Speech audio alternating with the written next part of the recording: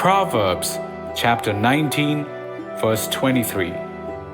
The fear of the Lord leads to life, and whoever has it rests satisfied. He will not be visited by harm.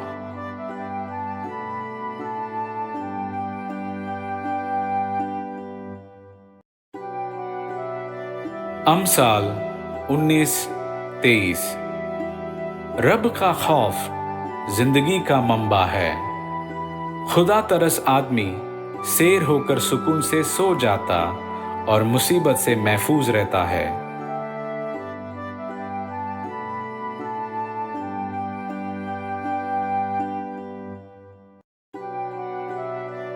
സദൃശ്യവാക്യങ്ങൾ 19-ാം അധ്യായം 23-ാം വാക്യം. യഹോവ ഭക്തി ജീവഹേതുകമാകുന്നു, അതുള്ളവൻ തൃപ്തനായി വസിക്കും. അനർത്ഥം അവന് നേരിടുകയില്ല.